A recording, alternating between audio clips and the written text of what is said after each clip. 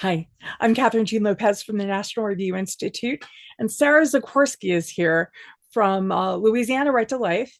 And you had a huge day yesterday in Louisiana. Two pro-life bills were passed. Why were they important? One was about abortion drugs, one was about abortion and coercion and abuse. Yesterday was actually our pro-life day at the Capitol, which we have every year. And it happened to be that we had two bills in the House floor. One was Justice for Victims of the Abortion Drug Trafficking Act, and then the Stop Coerced Abortion Act. The one for Justice for Victims allows that have had abortions to have a civil recourse and file lawsuits against the abortion industry in the event they come to have issues with their abortion experience, which we know a lot of women do, especially with the abortion pill drugs and the dangers of those drugs. When it comes to the coercion legislation is fantastic, and it was my favorite piece this year because it expands our current abortion coercion statute, which is right now limited to physically coercing a woman into having an abortion, so like threatening her with bodily harm. But this makes it so that if a predator in their family, like a partner or a loved one, tries to pressure a woman using exploiting needs like housing needs, giving them an ultimatum, saying if you don't have this abortion, you're gonna be kicked out of the house, and these sort of situations. And this just happened in Louisiana, in West Baton Rouge, where a minor was given an ultimatum by her mother and was forced to take the abortion drug. So definitely needed legislation in Louisiana. And do you have the sense that this will be utilized? Absolutely, absolutely. And I think that coerced abortion is something that the pro-life movement needs to talk about in much more detail because, and most people who are experts in domestic violence, for example, know that coercion doesn't look always like someone being put in a car with a weapon to their head saying you have to go to this abortion clinic or you have to take these pills. Coercion is trying to intimidate or make someone afraid that if they don't do what they're told, that something bad's going to happen to them. And that might be losing their housing, losing privileges they have, any kind of extortion. And this is something that we're going to see, I think, more with the unfortunate ease of access of the abortion pill, Right. which is just clicks away for anybody online, unfortunately. Right, because you don't have to take someone to a clinic at this point Right. or make someone go to a clinic. Um, this is important not only because you'll have situations where a boyfriend, a family member, raped the woman and she became pregnant. But this is a reality with trafficking in America. And Yes. is this a way to help both warn traffickers, but also give women some hope of freedom, which seems somewhat impossible in some of these situations?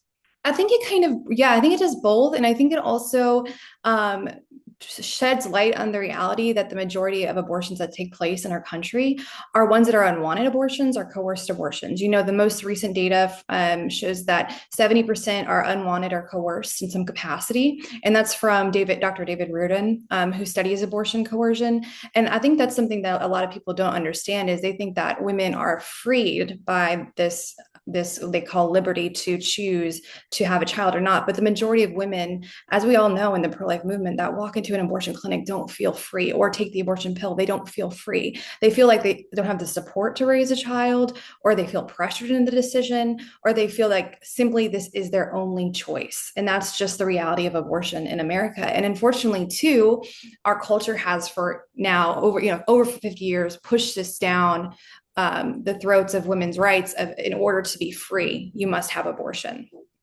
I was just talking to somebody this morning who said, oh, there's just so many women who come to him after the fact and say, I wish I knew how painful this would be. I wish I knew what the long-term medical consequences, even physical consequences are beyond the mental and spiritual. Mm-hmm. Um, the abortion drug, as you mentioned, and as we know in even clearer in recent days, last week, in particular, the Ethics and Public Policy Center had this study that showed us that there are complications more often than not, that it's not as effective as we're led to believe.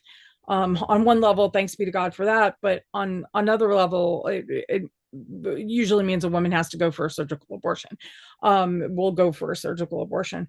Why will this legislation help not only in Louisiana but nationally, in terms of educating? I hope so. And I hope it's something other states look at passing as well to expand their coercion laws, or if they don't have one at all, to look at that. Because unfortunately, I don't know if you saw this, Kathryn, but recently I saw that marketers online were advertising the chemical abortion regimen as like just period stoppers essentially for women, like this. And you can call this an abortion if you want, but if you don't want to call it that, you don't have to. So just the gaslighting of women, also trying to hide and evade what it actually is, that they're ending the life of their baby. That is going to continue, I think, in the country until we continue to educate women and let them know like what is actually going on with these pills and how dangerous they are. Well, I'm increasingly, and you hear it more than I do, hearing about, a black market for abortion pills. But we're in public policy yesterday on Capitol Hill, RFK Jr., we're talking about legal abortion pills. We're not even talking about the black market and the lack of regulation even on those. And all we're asking for a start here from the Trump administration is to put back Clinton era regulations. Like, let's start there. Let's go back to Bill and Hillary. This doesn't seem like it's a crazy right wing ask. But it really is horrifying when you take a step back and realize, okay, we're asking for this relatively small thing that will protect women, but it's a wild west out there. Right. And what's really sad is just like in Louisiana with this abortion case with this minor girl, right, is New York's physician who administered the pills to the mother, right? She's like applauded as this hero and as this person who essentially is now a martyr for the cause, right? When the reality is this was a domestic violence situation and a victim, and but yet it's the abortion physician who is being become a heroine in the situation. And unfortunately, what we know about women who choose abortion is a majority of them are already in oppressive situations to begin with. And I believe a lot of them, from what my research on the abortion-minded woman, are in situations of violence or control, suffering from mental illness and poverty, all these different dynamics we know about that woman, kind of the archetype of that woman. So the abortion pill makes this much more dangerous for women in those situations.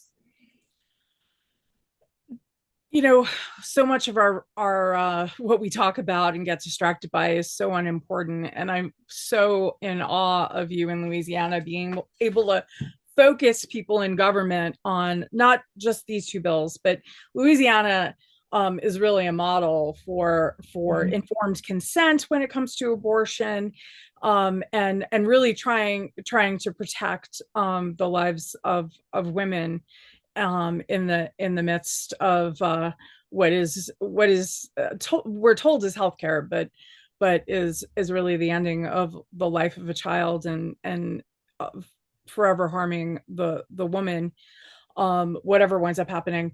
Um, but I have to apologize to you. I come to you from New York.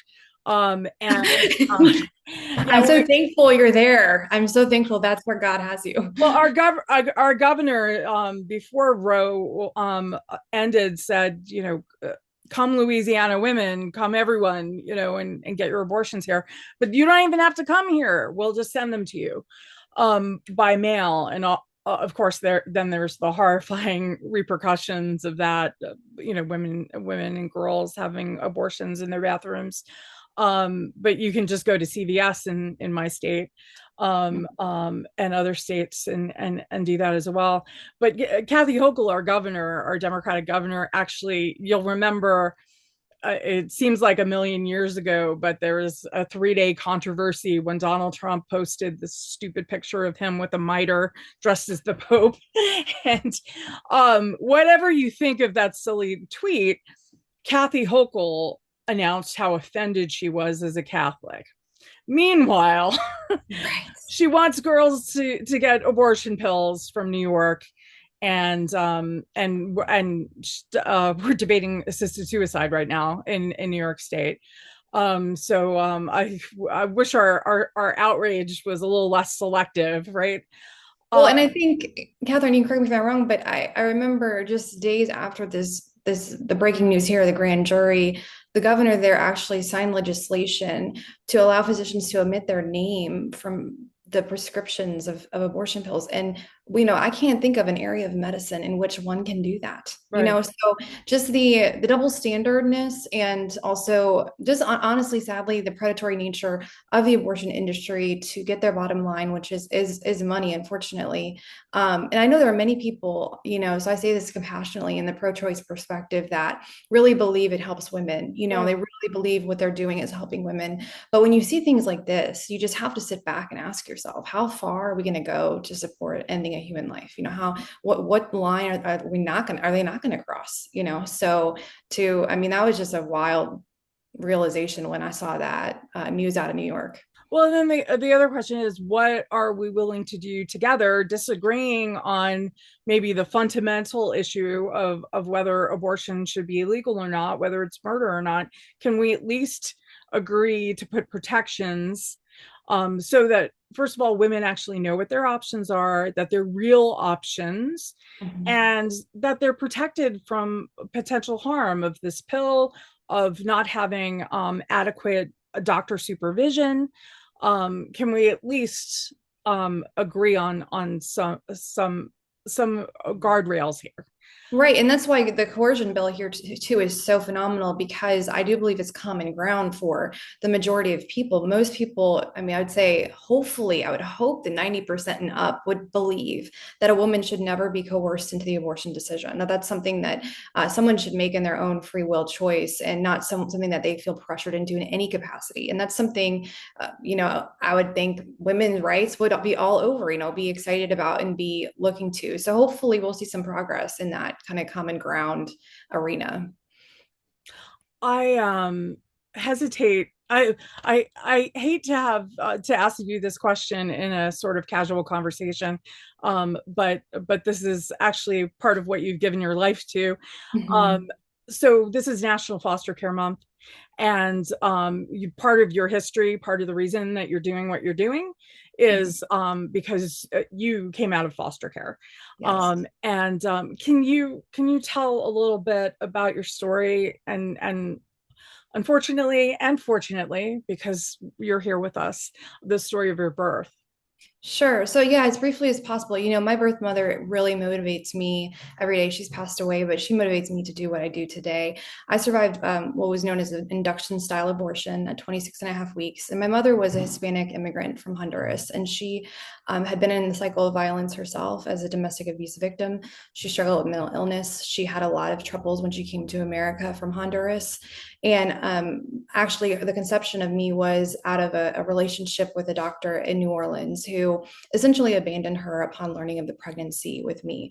And I think that when I think of her, and then after that, like subsequently, so not only did I have that experience, now she fought for my life and told the abortion physician who delivered me that if he didn't get me medical care, she would sue him.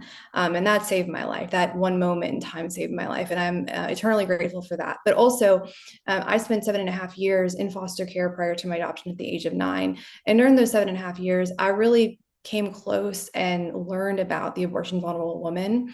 And as a woman I deeply love, my mother, I deeply love her, and I deeply have compassion for her. And I understand why women choose abortion when they're in situations like she was. And she was a woman who also previously had abortions before mine. And this is very common with women who have Right. abortions. So I have an interesting history in that. And in the sense of foster care, I had these 3 moments in my life, my mother's decision to stand up to that abortion physician. I would say to that abortion coercion at that juncture when she was saying, get my daughter medical care, right?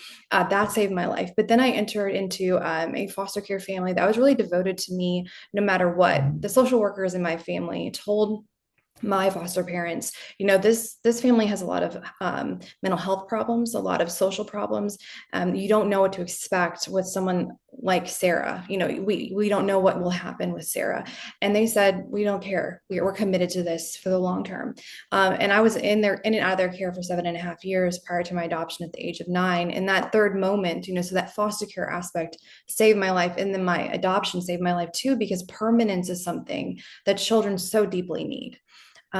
They need the services of foster care, and they also need the permanence that adoption provides. And I was very fortunate. I know not all stories are like mine. There's a lot of painful stories out there, and there was a lot of pain in my own story, of course, right? And I've written about this for folks in the family about the devastation it was for me to leave my birth family and to be taken from my birth family, and then also to see them suffer the way they did and take part in that suffering. But one of the things I've realized is all three of these things, being pro-life for the unborn person and standing up for foster care kids, advocating for them, and advocating for adoption, is part and parcel to the pro-life mission. And that's why we all have to be on board with that. We can't have really one without the other, in my view. We have to be supportive, because there's always going to be women on this side, right, on this earth. There's always going to be women in crisis. There's always going to be social dilemmas similar to the ones that my mom faced. And you also suffered in as much, I mean, there was severe poverty in your childhood, in when you were in foster care. And you point out that you were adopted at 9.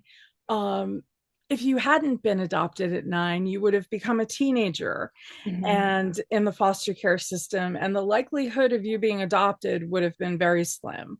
um, and Exactly. your life would have been so much different. Well, and in fact, many of my siblings aged out of foster care, and many of them have passed away.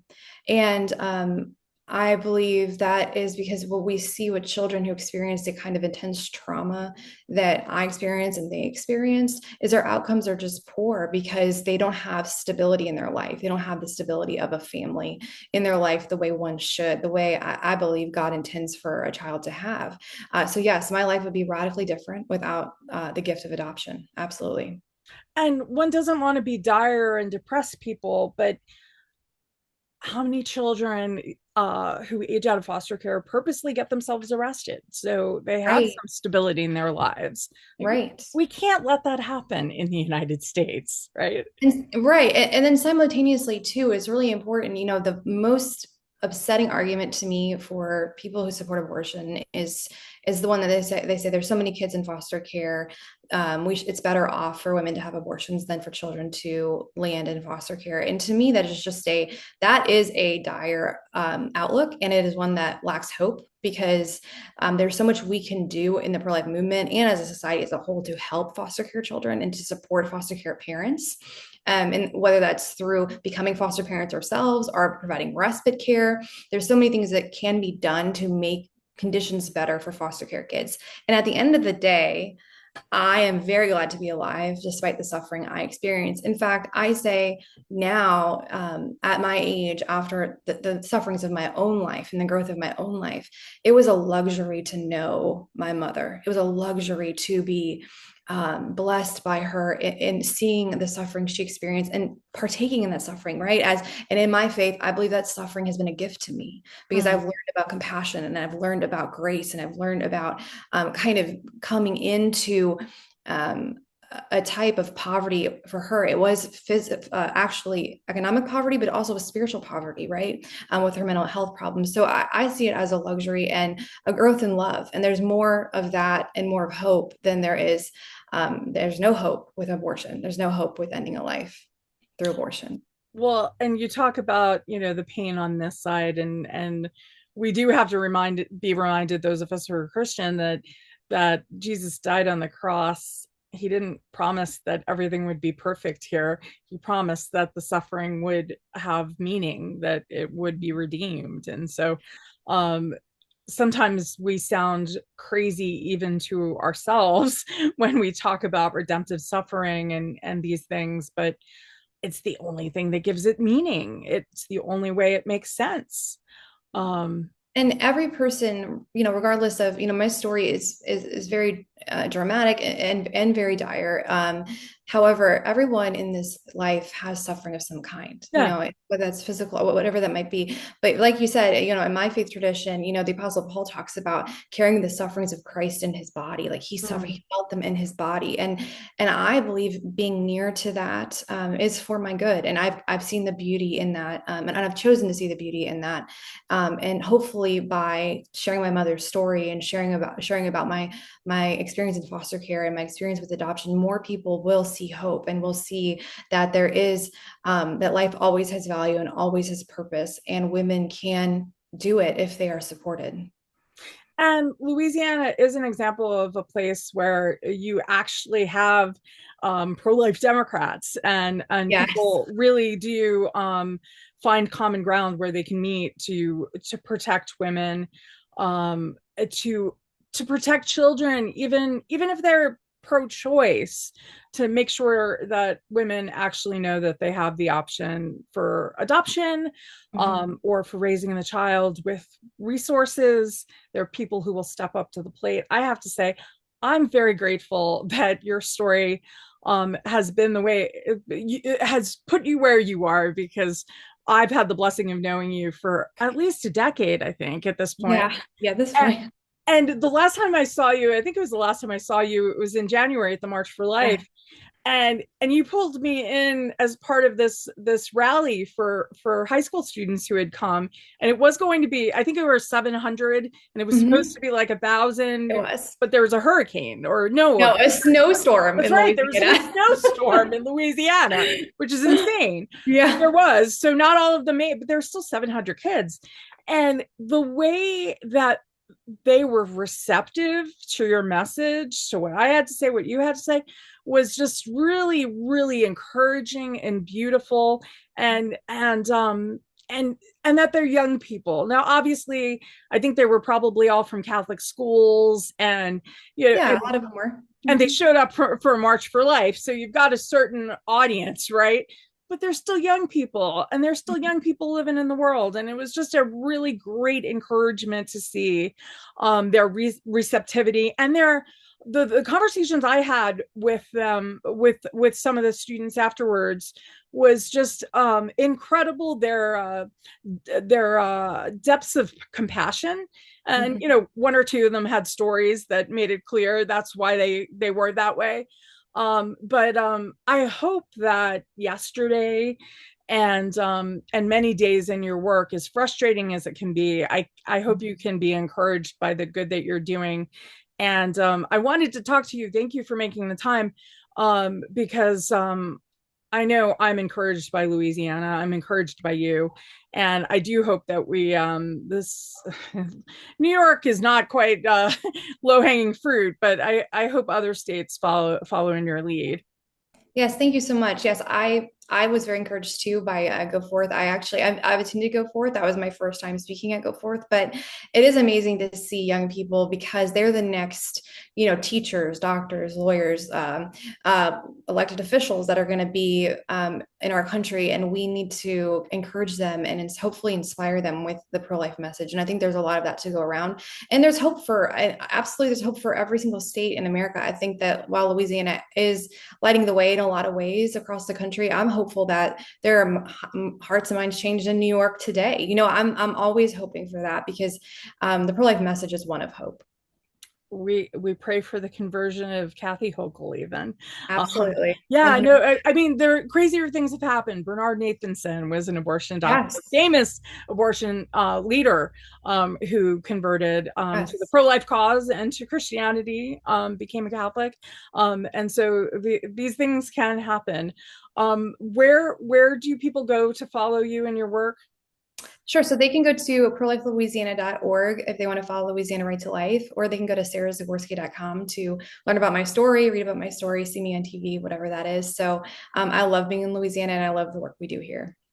Well, I love visiting Louisiana, just not in the summertime. So we'll plan something for late fall. How's that? That sounds perfect. October is a great month to come. All right. All right. Well, thank you so much, Sarah. I Thank appreciate you, your work and Kathryn. your time. All right. God bless you. God bless you.